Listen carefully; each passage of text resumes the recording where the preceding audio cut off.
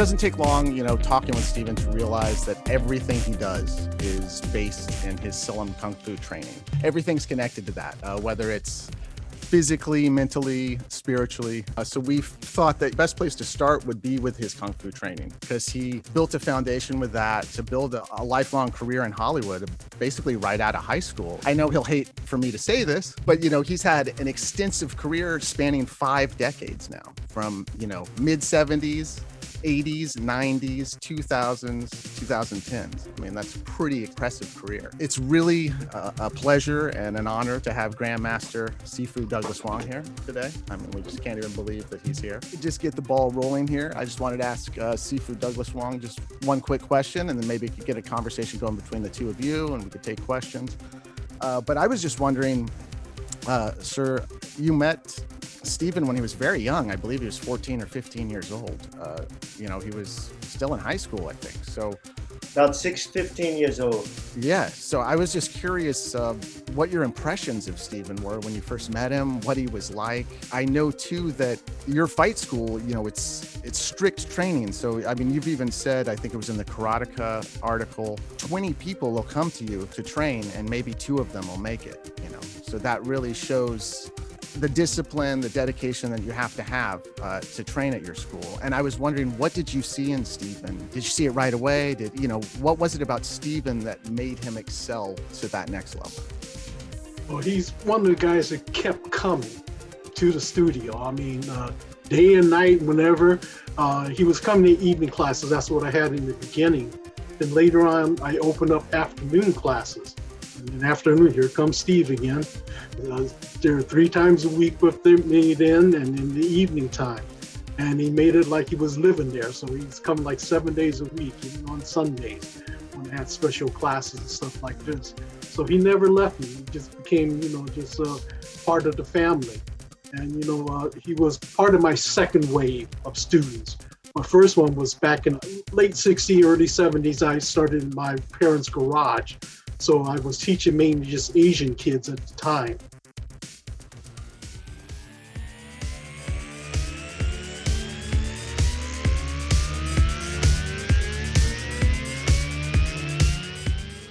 And then when I opened up my first public school in 1973, January 1973, Steve was one of the, what I call the second wave students that came in.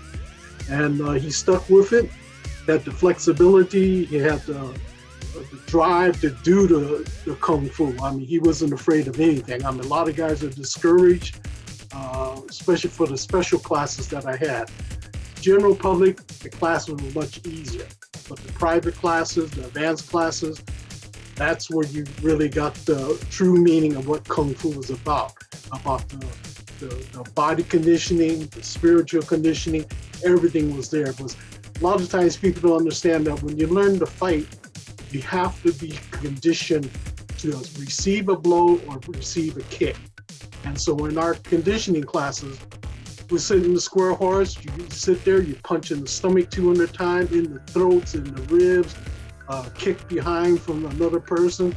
And this goes on for a half hour of just body conditioning. But it's all done with the mind and the breath. Without the breath and the internal, you'll injure the organs inside. So that's what we try to prevent. So there was a lot of difference between what other schools were doing, especially karate schools. It was all external. How I know? Because I was involved with the karate. I started karate, jiu-jitsu, aikido, all the other arts before I got into Kung Fu. Because Kung Fu was not open when I wanted to learn it myself. So it's not until I learned all the basic Japanese, Okinawan, Korean arts that I started getting into the Chinese art and I was finding out the way they condition each student. Our way is much more direct, much more receiving the blows so you understand it. So the way I taught my students later on was, it takes 2 people to fight. If one walks away, there is no fight. So a lot of time our guys were conditioned, so when they got hit or slapped, they just looked at them, smiled, and walked away, and that was it. But they kept pursuing us until we finish it. Don't stop. Because you have the ability to do it, but you don't have to hurt the guy. You can restrain them, you can put them down. But if it's forced, like life and death situation, or attacking your family or something, hey, you got to take him out. So, Very well said. The first time Doug and I met, I live in California. I just a miserable few years, and I was walking down the street, Van Nuys Boulevard, and I was going to visit a friend, and I came upon this glass-plated window of this place, and I looked up, and it had a Silam Kung Fu, and I didn't know what the hell that was. But there were people in there, people like James Liu, Albert Leong, and Takashi, Robin Kane, guys like the Louis brothers, Michael Tom. These are people, this is his first generation, and we're talking about. And they were throwing around weapons. Albert Leong was like, to me, I watched him, he had these silk pants on and these slippers, black slippers, and he was performing like he was the Tasmanian devil. So precise, so sharp, but yet so wild and uncontrollable.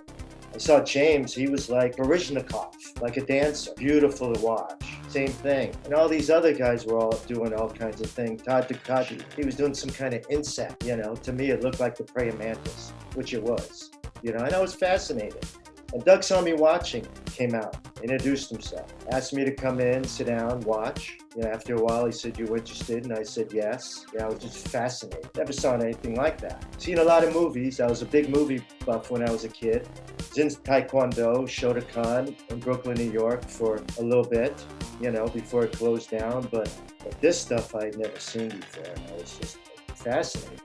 What Doug says is true, but how it happened is just unbelievable, because, and I'm talking about people other than me, people coming in at the same time with me. We would go, like Doug said, we would start with one class. Usually it was an evening class. And Doug would watch people teaching us, people like Albert and Michael Tom and Lloyd and Todd Takuchi. They would teach us. And Doug would watch, and Doug would be included, but I would see him while I was always a people watcher. He would watch. And all the people that he thought after a while, months, years, depending on the person, he would take them out and put them into an intermediate class. He would see special things in people. And part of that is like what Doug said, our drive, our willingness, our want, We would ask him, after a while, we'd feel a little comfortable and say, can we go to this class? Can we go to that class? And he would say, yeah. So we'd wind up going to sometimes 2-3 classes a day, 7 days a week. And on weekends, it was wonderful because there was no school. And after a while, he felt confident enough to give us all keys. And there were many of us. When I say many, comparatively, I would say there was probably a good dozen to 15 that started with me as a whole. People like a guy named Dino and Robert and Clifford, and I can name so many more. And Doug saw things in us and decided to put us in special classes, and that's how we continued. It was wonderful. And guys like me and guys like Clifford and Dino, we really didn't have any direction. I didn't do it for any reason other than somebody took notice in me, and it was athletic. And I was always a monkey, in Brooklyn, New York, the fastest runner, the best climber, things like that. So I took to it real fast and just enjoyed it. And that's how, his second wave came along. And we just got closer and closer and brought us in from the intermediate. He brought us into an advanced class where we worked out with the big boys. It took years. And when I say years, the way Doug taught us was, when I say a month, it was 3 years because it was intense and it was crippling sometimes. And the training was unbelievable. And we were just getting blasted, all animals, all insects. What Doug did was something very, very special, which helped me in my movie career later on, because I didn't know how to use this at the beginning until I started thinking. What Doug did, which no other school or style did that I knew of, after he taught you a form, he would break down every move. Because if you learn a form and you don't know what it's for, you don't know how to do the form, you don't know what it's for, how it's used, so he would break it down, every move. So I took that into the motion picture business, because if he broke down one specific move at the beginning, very beginning of a of a form, or a kata, some people call it, you can use that one move 20 different ways, if you understand. So those breakdowns, I think I knew 46 forms. That's how intense the forms were. And we had to know them, and we had to understand them, which a lot of schools didn't do. So that training, including like he spoke about, the physical training, was intense. If there was a 3-hour class, a good 2 hours would go on intense training, because like Doug said, physical is just as important as mental. And doing the physical is, like Doug said, if somebody does hit you, if you do get into a real fight, you could take it. You have a high tolerance of pain because you're used to taking the hit, because nobody's invincible. You're going to get hit. Okay, take it away. I said enough. No, that was it. Well, what happened was, we had the regular classes, which, where students may, get to a black sash. It may take them 5 or 6 years to get to a certain level to allow to take the test. But Steve was in a special class of my intermediate and advanced people, which I intensify all the training. Everything that you probably learned in the Kung Fu school in 10 years, they learned in 3 years. Was highly trained, a special way that I wanted them to be, and they learned to teach. They also had to answer every question the person had, asking them. And every question they had to have 10 answers. That's the way I wanted to develop it. Because you can't have the same explanation for every person. Because every person has a different way of thinking, different way of learning. So you have to be on top of yourself to explain everything that you learned there and why they were doing it, for what purpose. So that was why it was intensified. So that's why a lot of times their education in Kung Fu was very high compared to the regular classes. Because I wanted them not to just be good students, but good instructors. So that's why everything they knew was in detail. They can go forward, backwards. They got punched on the ground. They're still sitting in that same horse position on the ground. I don't care. I had them turned upside down. They were still doing the form, whatever position I put them in. They had to learn how to do it. They had to figure out how the mind worked, how the body worked. So that was very different from other schools. I've been to other schools, and that's why a lot of those teachers come to our school and say, "You guys are crazy what you do." I had teachers come from China, Hong Kong. They saw my workout. I then watched them advance. "We don't even do that in China. You guys are crazy." I said, "That's why I want to teach them. That's the way my students are always going to be on top of everybody else." Doug mentioned teaching, and it's a very important word to me, because what he used to do, and I brought this into the movies, what he used to do is, if we learned a form and if he thought we knew it well enough, he would bring us in to teach the beginners. And we learned how to teach. He taught us how to teach. And I brought that into the movie business, and it seemed to be working very well my whole career. And that was a key for me, because a lot of people don't understand how to teach. It takes many things to be a good teacher. Now, not only knowledge, but understanding, and understanding of the people you're teaching, because everybody's different. And he taught us that. And I brought that into the movies. I think the same thing with James Liu and Albert Leong. They did the same thing. It's very important. It's a special talent that we learned that worked for the movies, because so many stuntmen then didn't really know how to teach, didn't know how to communicate when I first started. And I know that for a fact, because those stunt coordinators were my bosses, and I would have to listen to them. And 9 times out of 10, there's a part of it that they didn't understand what they were talking about. And when you bring that in, that teaching, that martial art teaching that Douglas Wong bring to us, the people that I mentioned, and we brought into the movie business, we were so far ahead. And that was one of the reasons, not only physically, but mentally, that we progressed so fast. Doug, James Liu, I believe, his first job as a fight coordinator was on Big Trouble in Little China. I've heard that James Liu and Al Leong in that film, some of the fight sequences that they did were actually some of their Silam Kung Fu demonstrations that they used to do at tournaments. We did a bunch of demonstrations, because after our first year of competition, they wouldn't let us compete anymore. They paid us to do demo. Because at that time, nobody would go compete against us, because we were winning first place to third place from white belt all the way to black belt. And nobody would enter, and they were losing a bunch of money. So after that, they said, "No, we don't want you competing anymore." So that's what happened, is that we went into the entertainment more, and then we did one over at Beverly Hills High School for Emil Farkas, and they had all these Hollywood directors in the audience, and got to know even more at that time period. So we started working a lot more. I have limited knowledge of martial arts. I've learned things from documentaries and commentaries and reading books and watching movies, but I was really fascinated by the internal system, that part of it, because like the chi power and using all that. And then I thought about some of our past conversations. For instance, right before you started on Revenge of the Ninja, you got into that horrible motorcycle accident. And, you were in 2 casts, and then you were supposed to stunt coordinate. I had 76 stitches, and I had broken wrist, broken ankle. I had casts on my.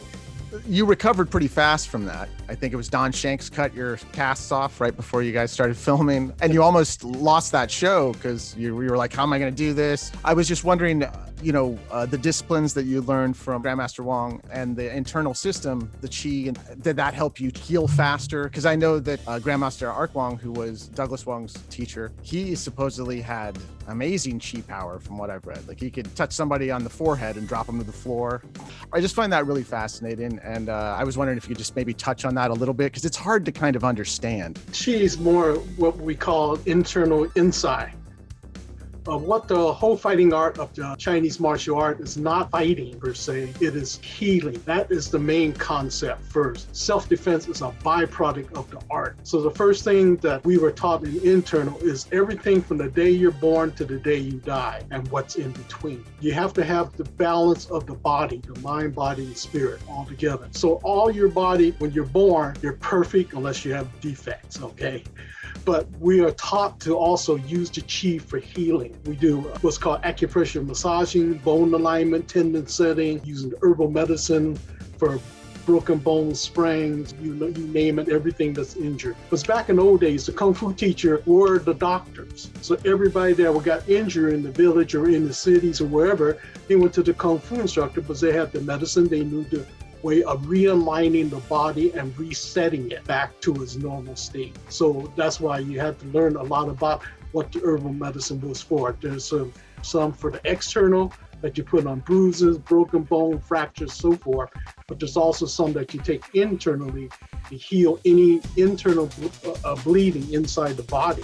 But also the points that the Chinese use are the 12 meridian points. That's where all the basic the acupuncture points are off. So there are like 365 main acupuncture points that is taught to the outside world. And I learned from my teacher, Dr. Andrew Ming. His family was the first family to learn acupuncture through the Chinese history. We had over 1,000 points, which is a whole lot different. And from him, it is 99 generation that we learned the acupuncture. Where a lot of these people nowadays, only 1 or 2 or 3 generations. So there's a difference between what was learned. I also learned from Grandmaster Shirkei Liu and Grandmaster Do Wei. They taught me other ways of healing using herbal medicine and so forth, how to reset everything. Sifu Liu used to teach us, anyone that you hurt, you must be able to heal. You can't just leave it like that. So we used to have clinics every week where people came in with different ailments, whatever they had, and we were there to work on it. So we learned by working on different people, and he showed us ways of using healing with the hand, with the chi. Other people use the acupuncture needles, go a little deeper into those points to realign all the energy. Because a lot of times, any injury that you have is either overabundance of energy or underabundance. That's why when you get the acupuncture needles, there's a certain way of turning the needle. You either turn to the right or turn to the left, depending if you need more energy or you need to take energy out. So that's what a lot of people don't understand about the internal. So if you go find an acupuncture doctor, you got to make sure that he knows his stuff. He's not using what's called needle guides. Needle guides are little sleeves. They put the needles in there, they tap it down. Those are the inexperienced ones. Those guys, they still have to guess. They're not sure how deep they can put it. Other ones that do it, like my teacher, Dr. Ming, he's to close his eye and he just take 15 needles and just go up and down your arm through your back. He doesn't look at it, but he can see the acupuncture point itself and stick the needles in, turn a certain way, and the depth in it is different also. So the internal is done different. So the same points you use for healing can also use for damaging a person. So there's 36 points to use for killing. So that one point that Art Wong, my teacher, would hit me in the third eye with that one finger, that was a dim monk. That was one point that dropped my butt down to the ground so fast and it just sounded like a block of wood being hit by a hammer. So that's how loud it is. But he just showed it. So then after that, you had to rub the medicine on there before you die, as he says. So those are just some of the things that goes on with the internal. But now, as I'm doing it now, I go down to Mexico and San Diego area, and I teach all the healing aspect in Mexico. Body alignment, tendon alignment, and so forth and so on. So I've been doing that for the last 10 years. So a lot of those stories are real. They have, they have to originate from facts. But you got to do the internal. You have to do the proper breathing, proper mind focus on it. Because it's not something that everyone can do. Not everybody's capable of doing. But if you're willing to train, it'll take you a couple months to learn what the internal energy is about, how to make the chi flow in your body, how to equalize your body, make it 100% pure. You know, I've done a lot of action on film where I use chi, not only physically, but in my mind. It has a lot to do with it. And people would say, how the hell did you do that? And it had to do with martial arts and chi and energy and knowing where to distribute it, whatever you're doing. And it's important, and believe me, it's gotten me out of a lot of jams. Jumping off a 2-story building onto solid cement. People always thought that was incredible. It had a lot to do with chi and knowing how to distribute it and landing safe without breaking your knees or your ankles or slamming your head, on the ground because of the momentum. So believe me, it works. It's a good thing to have, and it's a good thing to understand.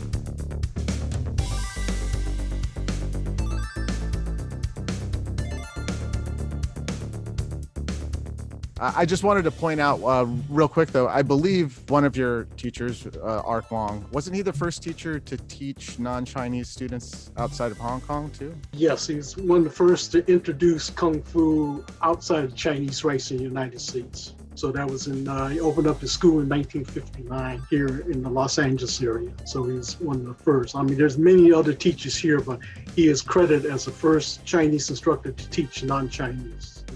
Let me say, as far as Art Wong, some of my fondest memories was Doug taking a group of us to Chinatown to work out with Art Wong and then go to have lunch or early dinner and go see a movie. He was amazing and such a great sense of humor. Sometimes when he didn't even know he had it. He was a unique man, and like I said, some of my greatest memories was being taken to Chinatown and to his school and him teaching us. Never forget it. It happened about half a dozen times, and it was a great experience, great memory. You pigs are always alike. A day late or $1 short. And that's the truth. Is this the clown who tap danced through here? Get the hell out of here. Listen, lady, is this the guy? Get the hell out of here! She's my friend. You better let me coaching her out. Get this ornamental out of my face. Hey, man, not the nose. Okay, Bruce Lee. Enough of that shit. My name's Wong, not Lee. Okay, Wong. Okay. You son of a... Oh, the nose.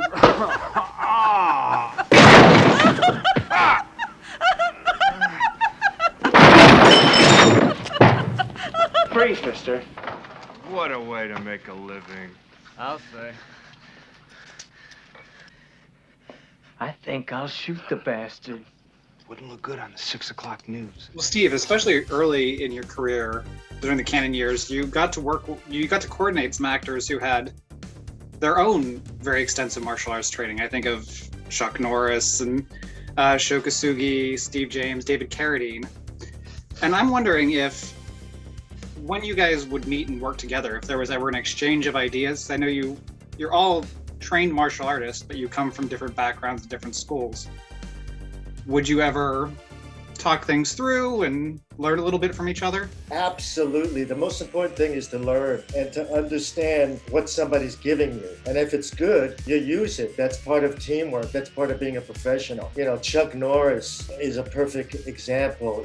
He judged me once when I was a kid, a teenager, which I'll never forget. I mean, I was in his first film, my first film I was in. That's how I got into the business. I've worked for Chuck many, many, many times. So many times we became good friends. He asked me to do 2 or 3 of his movies, but unfortunately I wasn't available. And I worked on his TV show, Texas Ranger, many, many times. And we were such good friends.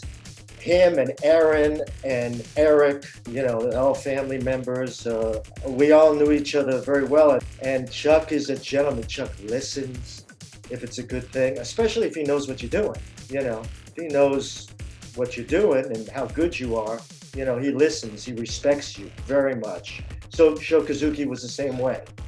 David Carradine, I love David to death, but David was what I call a sugar in the cup, in a good way. I love David, but David always listened to me. But when you work with David, you never know, no matter how much you work something out, this was David. And other people attest to this. Whenever you're working with David, as much as you work out, when it comes to action, roll camera, you're not sure if he's going to do what you rehearsed. So you're always very nervous. I tell a lot of stories. I tell about 4 or 5 stories about David. I love David. He was a great friend. He was a great friend to Doug too. And I worked many times and I hung out with David. And he was a very special individual. We had many good times off and on screen, and I tell 2 great stories that you would just be shocked and laugh on a movie called POW Escapes, or Behind Enemy Lines. There's 2 incredible stories about David in my book, and they're incredible stories. But he was a very unique guy, very special guy. No, you would never listen to David. Never listen to David. Sifu Douglas Wong, you trained David Carradine on the first Kung Fu, right? That's how you met him. Yes, I was his first instructor when they hired me to work on Kung Fu. So I was teaching him different things where you walk under the rice paper and different things like this, and where he was supposed to break when he was tied up in the tent. So there's a lot of stuff that we had him do, but he couldn't do. Like there's a part with the mountain scene where 3 guys riders are coming through and he's supposed to jump off and kick them. Couldn't do it. So next thing you know, it's 3 riders and then it's just 3 horses. The mystery started. And he's kicking the knife in the bar when he walks up in the desert. He's holding onto the bar because he can't do a front kick. So all you see is his leg kicking the knife up in the air. I mean, there's a bunch of stuff like this. I mean, Dave was a super guy. I've known him all the way up to the time he passed away. It was, my brother also doubled for him on the Kung Fu series. So, I mean, I've known David, Steven Seagal, Chuck Norris, all these guys, Sho Kazuki, all these guys before they got into acting. I've known these guys 10 years before they got into acting. So I know how they are with the martial arts. David was a dancer, so it took him longer to understand or even try to do the movement. But Chuck and these guys, they already had training. Sho Kazuki, all these guys. So they were martial artists. So they could do whatever you asked them to do. But David was hard as hell. It was rough. And he was loaded every day. I mean, he'd come out of his, oh man, I mean, he would smoke up a storm. I mean, it was, nobody but his trailer, man, smoke just come flying out of there. And that's why he talked so slow, but he was always mellow. He was loaded. But he's one of the super nicest guys. He wrote about me and my brother in his book. And, you know, so but he is a good guy. Good guy. There's a great story in the book, POW Escapes Behind Enemy Lines, Army movie, you know, so, and he's in the military. There's a scene in there where he's confronted, like 15 bad guys, and I set it up. But it's a war movie. Shoot. I'm hoping he'll get through at least 2 without cutting. To give David a long drawn out something is very difficult. It never works out. But I set it up. So I call action. He shoots one. He shoots another, and he just goes, "The hell with this!" And he throws the rifle down, and he starts trying to kick and punch the guys, and he's in a ravine, and they're on top of him, and he's climbing up to him. After like 2 or 3 seconds, I go, cut. I go, "David, what are you doing?" And he goes, I want to do Kung Fu. I want to revert back to the old days. I go, "David, the war movie." Yeah. It's so funny. He thought he was that character. Yeah. He wanted to be. That's funny. Oh, that's too funny. That's great.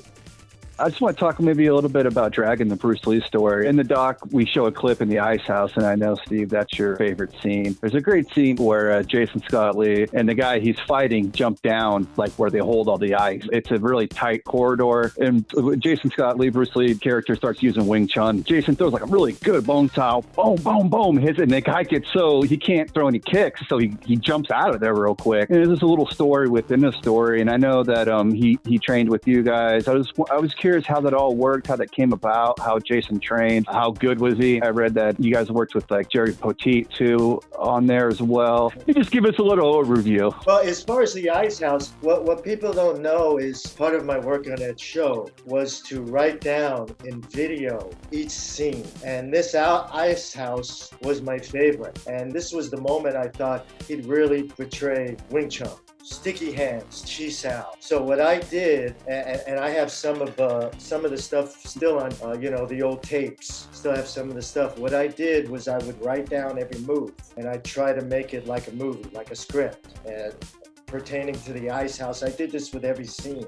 And plus I videotaped it, either with James Liu, because originally I had James Liu going to double Jason. I had him on a show for a few months, and then he got an offer to do some character part on a show, and he needed to get away. He wanted to do that. I let him go. So I had to replace him during that time for a couple of months. But I would take each scene, and that was my favorite scene because that was the moment you really saw, the real Bruce Lee, the viciousness, and the moments where he's reluctant, but he has to turn to the viciousness, real fighting. The real feat is he's got no choice but to destroy this guy now. It kind of builds up to that. And I had wrote it down, and I had videotaped pieces. So what Rob Cohn did was all those pieces he'd bring to Hong Kong. And being with the people that he had there, and with my tapes and my writings, what I was most proud of to that scene as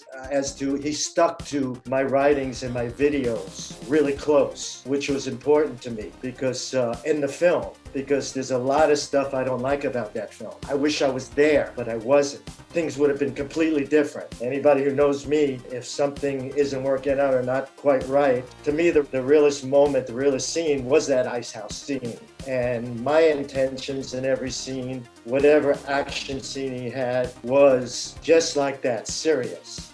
All the gymnastics in the outside the restaurant turned out to be more comical than serious. And that annoyed me. Stuff like that. The dance. I had that all worked out. And what I saw in film really depressed me because then again, it was, it wasn't structured right. It wasn't built right. And it wasn't vicious. And it was too light and too comical for me. And as far as Jason's training, I was his original teacher, and I had no idea we were going to do a screen test. I was teaching him for about 3.5 months, 4 months. And then the director came to me, and I had no idea this was going on. I thought we were going to do the movie already. But evidently, he came to me and said, "Listen, we have to do a screen test." And I go, "What do you mean?" And he said, "Well, the Black Tower Universal, people with the money, right? Unless they see this guy work, see a scene, they're not going to give us the money." And I said, and that kind of surprised me because is Rob Cohn, and I worked for Rob Cohn before, and he's working for Universal. Rob Cohn was a big shot before The Dragon. That's how we found each other. We worked together before. But after the screen test, I realized that, listen, I didn't know Bruce Lee, and I needed more than just me, because my version of Bruce Lee, which I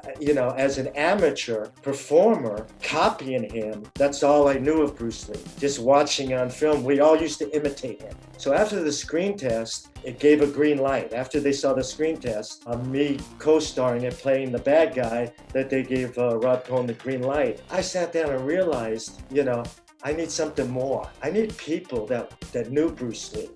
I need more for Jason. That was just in my mind. I had no problem about, once we got on the set, angles and fight techniques and situations and kicks and all. No problem with that. But the essence of Bruce, I couldn't give Jason. I could make it up. I could give him what I think. We sat 3 times a week watching every interview, every movie over and over again.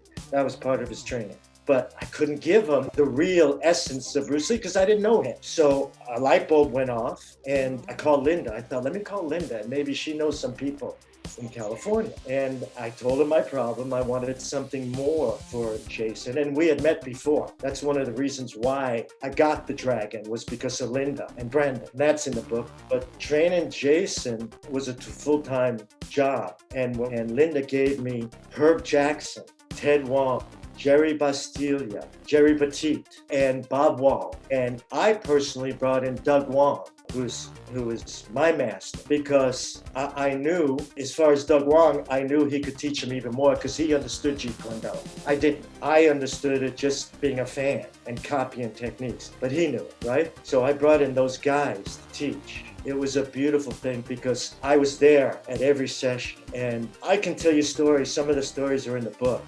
There's one great story about Ted Wong and Herb Jackson. These guys I mentioned, except for Jerry Petit, but these guys I mentioned, Bastilio and Herb and Ted Wong, they loved Bruce. And I mean loved Bruce. Bruce loved them.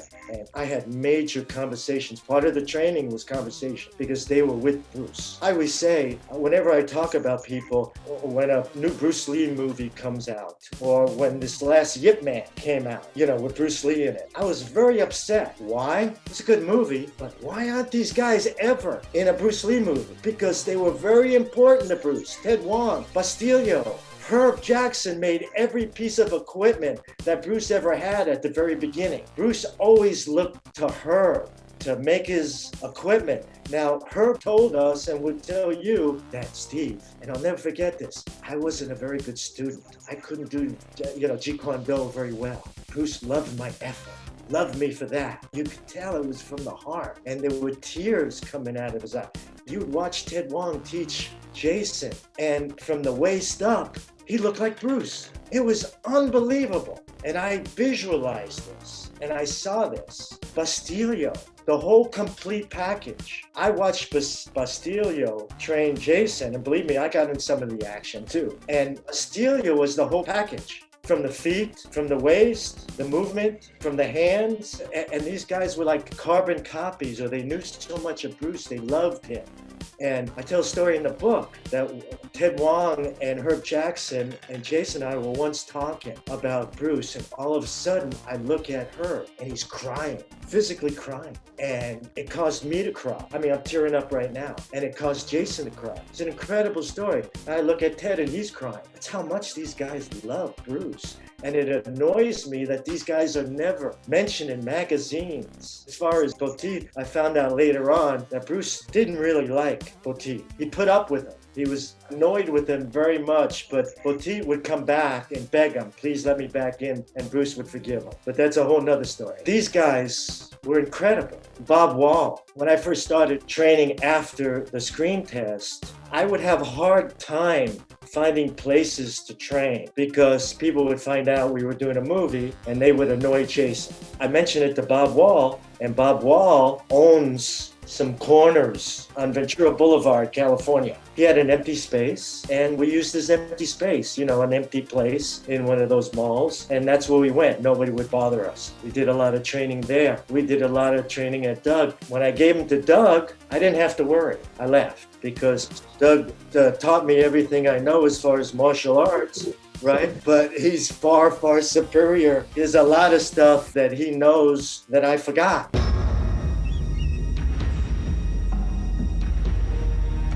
No one really came close to what he was saying or what he was preaching or what he was developing. There was something incredibly charismatic and vibrant about him. He can be scary. And then very tender and very sincere. I think that's why so many people, male and female alike, are so enamored by who he was.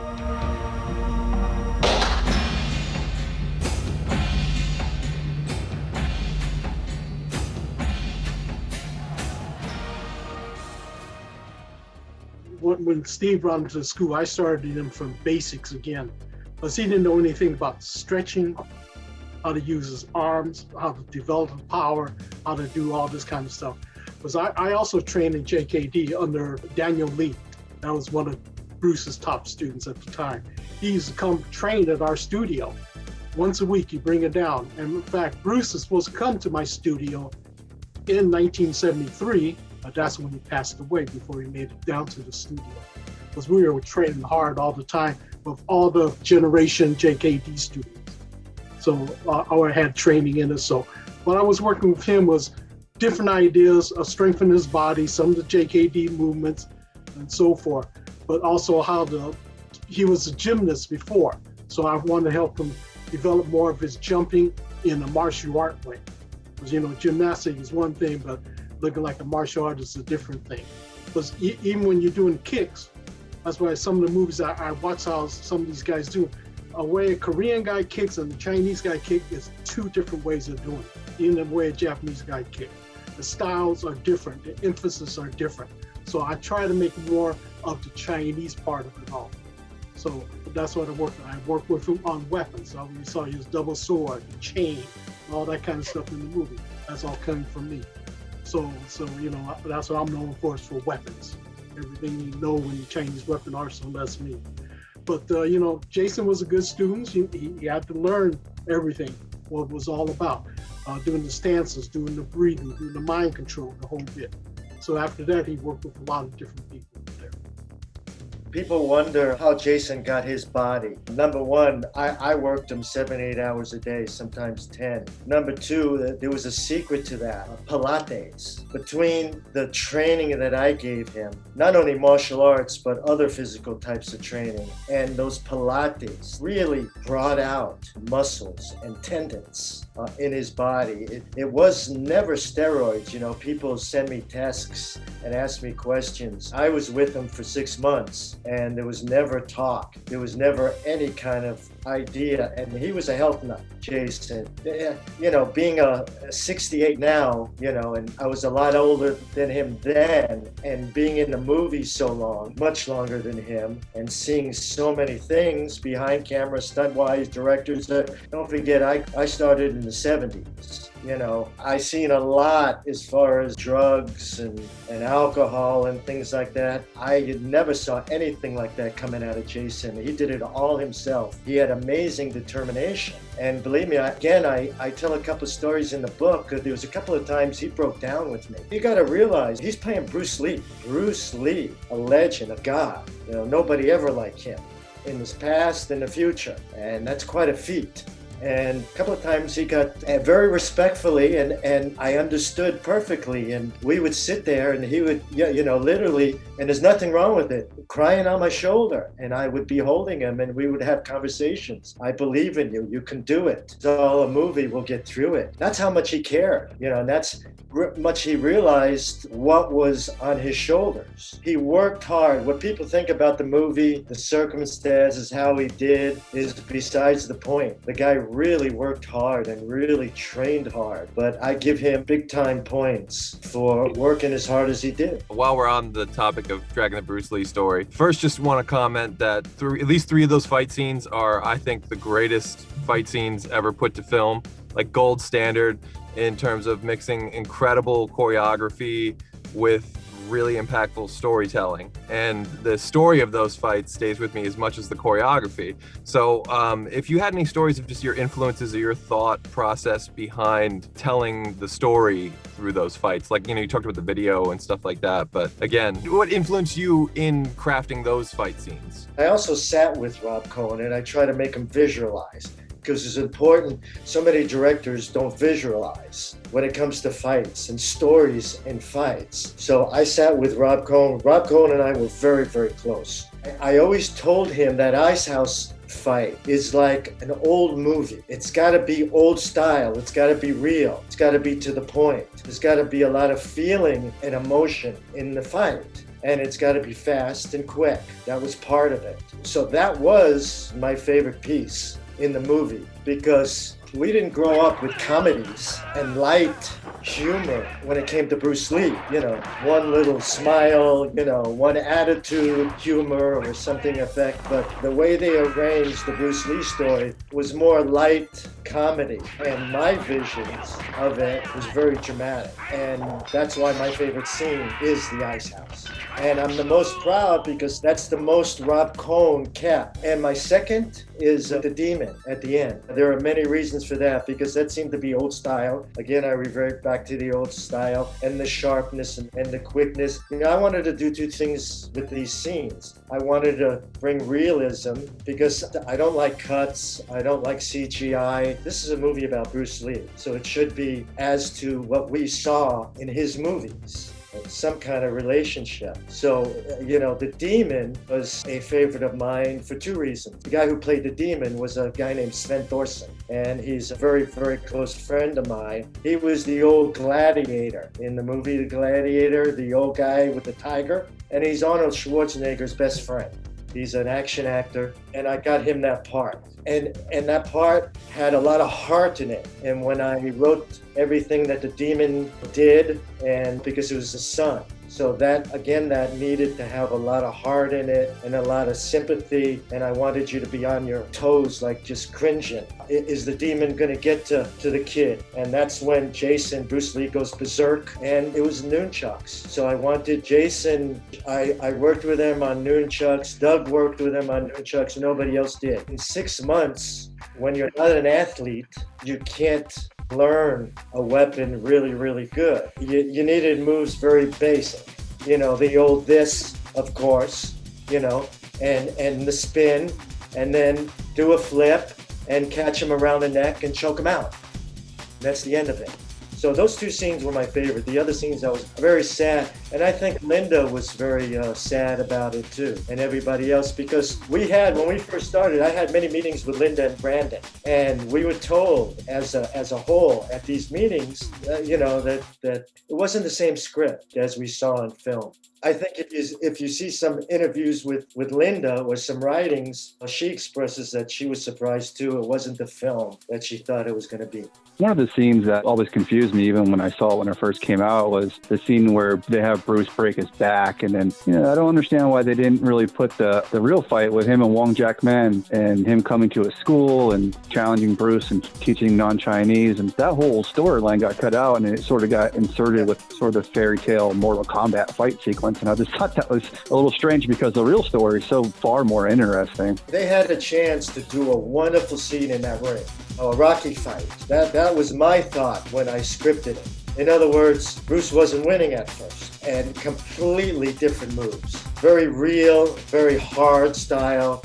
Again, with the sticky hands and Wing Chun, a lot of that, and a lot of great kicks. Like Enter the Dragon kicks, that type. And what I saw was very depressing. And from my understanding, the Hong Kong people had a lot of say. I talked to Rob Cohen after the movie, and Rob told me that sometimes he was between a rock and a hard place, because he got permission through the Hong Kong people.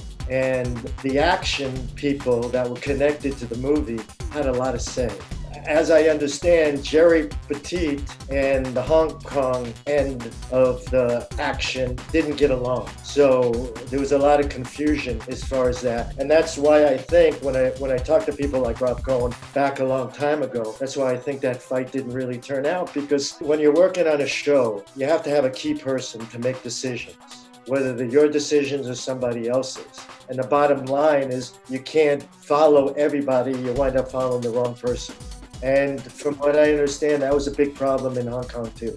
I found the Douglas Wong on IMDb, and it's obviously you, but there's only like 3 credits on there, and they're fairly recent, so I know it's not everything. You got your start on the Kung Fu pilot film, training David Carradine, and also appearing in that as a character, as an extra. I know that you were also in some Hong Kong films, I think directed by Godfrey Ho, and then, you've trained tons of people. I mean, you trained Kevin Sorbo for Hercules, you trained Lucy Lawless for Xena, Ryan Gosling for the young Hercules. So I'm just wondering, is there productions and things that you're involved in that we may not be aware of? Something that stands out? There's a few things. I mean, when I used to do stunts and stuff like that, I was in the Apple Dumpling Gang. That's not there.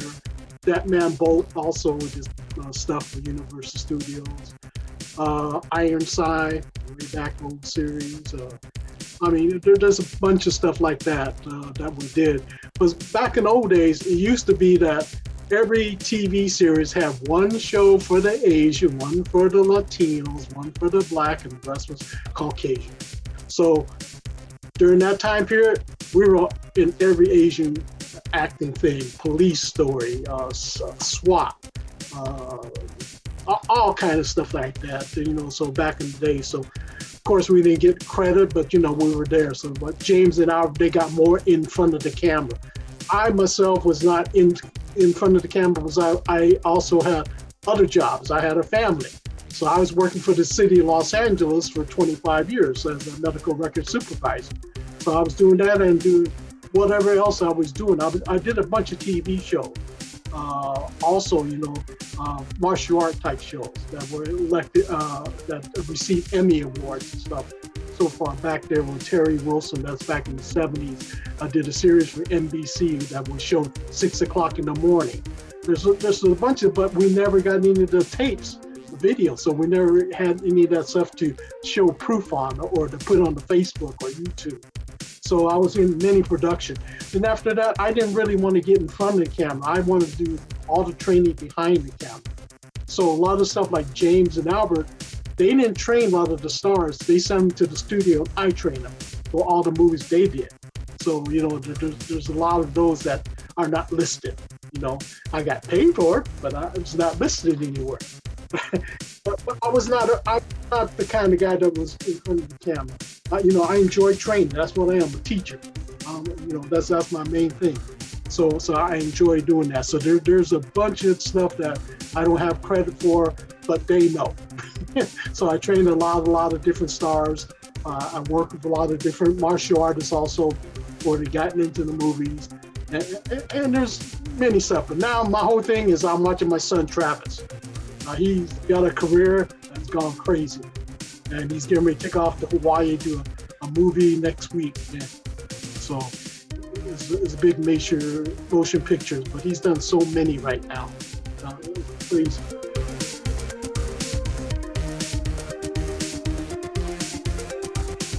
Cliche in all the Kung Fu martial arts movies.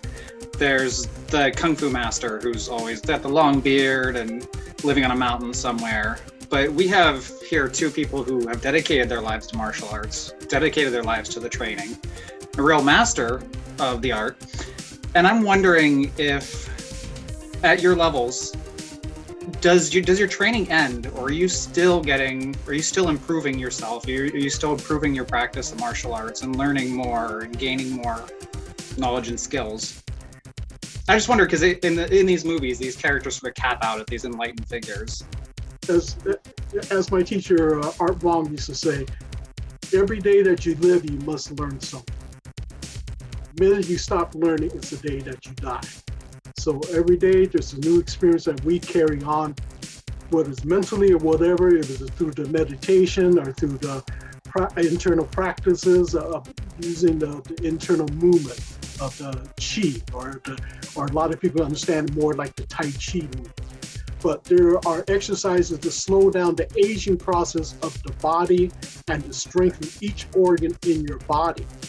Because in the Western way, they only do one thing, and that's the running or the cardio for the heart. But what about the liver, the spleen, the kidneys and so forth? The Chinese have exercise for all of them. That's what we do. We try to elongate our life, but slow down the aging process inside. That's where I go, like I said, the last 10 years going down to Mexico and teaching this to them. So a lot of my students are now doctors, chiropractors, so forth down there that are passing on the healing art.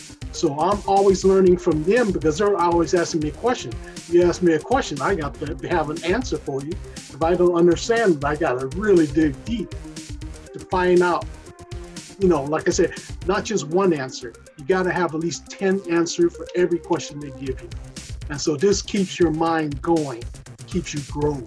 So that's what they say. I got a long ways to go. You hope I hit like my parents are, they're in their 90s, and my grandfather, they were in 101, 102. So, I'll be around for another 20, 30 years, still learning and still progressing.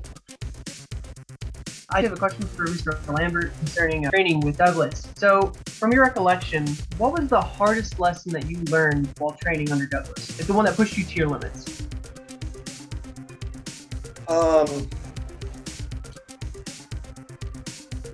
Probably to impress him. That it was so important to me to be there every second. That I wanted him to always think of me. So I always tried my hardest. I always took a lot of abuse, and I was always there to learn. Like Doug said, the hardest part was the training, the workouts. And Doug was always impressed when you consistently went to those hard workouts, consistently. And him giving me things, whatever he gave me. When I was a kid, I was a skinny runt. And I didn't know what I was or who I was. And when I started taking Kung Fu, I started to realize things, and people like him took notice. And I would win something. I never won anything per se. And being invited back, that gave me, they were all some of the best things Doug ever gave me. The knowledge. I would say in a lot of ways, the understanding and the knowledge on how to teach is a big part of my career as a stunt coordinator, as a fight coordinator, second unit director. It's very important to understand how to teach. Saying do this is easy. When people really respect you is you show him or them or she how to do it. That's when they really respect it. Not telling them. They respect you more when you show them. I always had that in my mind, is to show. So many people don't understand. So many actors, stunt guys will get, well, you want me to do it, but I don't see you doing it. Well, let me show you. And I would do it. The mental end, when it came to the movie business, was the most important, because you got to understand, you're head of a department and you're dealing with many heads behind camera and in front of camera. And there's a lot of, psychoanalyzing a lot of people. And you have to change, my personality's one way. There's a hot and there's a cold. There's no middle. But I learned to go to that middle through Doug, through understanding, through teacher. There's 1,000 different personalities on a movie set, and some are more powerful, some are less powerful, but you have to work with everybody, and there's a situation with each one of them where either you have to tread lightly or take command. The flip side of Damien's question, Doug, what was the most challenging and difficult thing about training Steven? Hard-headedness. No, he was a good student. He was dedicated. That is one of the true things about it. But there's many people that came under the training that just couldn't take it. They just left. It just defeated them. My type of training is hell. A lot of my guys went to boot camp training. It was a breeze compared to what we did. They walk through it. They were top student. I have guys in the Marine Corps, special, everything. They went through it all. They were self-defense instructor, LAPD, and all the training they went through was nothing compared to what I put them through. So they had to suffer mentally and physically. So there's a lot of mental abuse, yelling, screaming at them. No, that's not right. Even though it was right, I tell them it was wrong. But I was trying to build up their character to be prepared for life. So yes, Steve was one of the few guys that stuck with me. Thank you.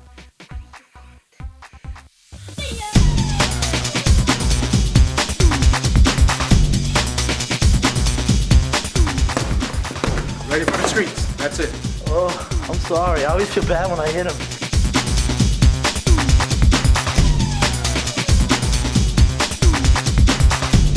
I've been working out at the gym, can't you tell? And I've been doing some Kung Fu classes with Douglas Wong, who taught Hercules and Xena. So, he's sort of trying to get me up to speed and get me into where they're at. So, but it's been a lot of fun. I mean, certainly, even now, I feel a lot more confident just walking out on the street.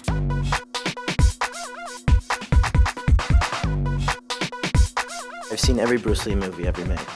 That's my experience. No, I hadn't really, but it's something I always wanted to get into, so it's been perfect for that. We'll be shooting for about 9 months. We'll try and shoot 50 episodes. So, although that's a big undertaking, it's fun. It's horseplay, we'll be fighting and fighting off bad guys and stuff, so I don't think it'll be too bad.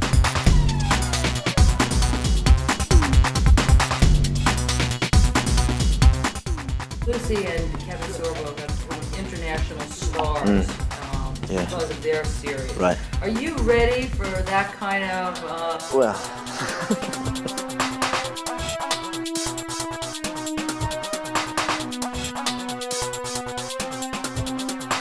I try not to think about it. I'm really happy for them and stuff, but if you start thinking about that, hopefully, and I know it sounds cheesy, but we're just going to try and make the best show that we can, for kids to go away after school and just forget about homework and all that stuff. So that's just what I'm concentrating on right now. Whatever else comes, just comes. And whatever happens career-wise, if I never work again, I never work again.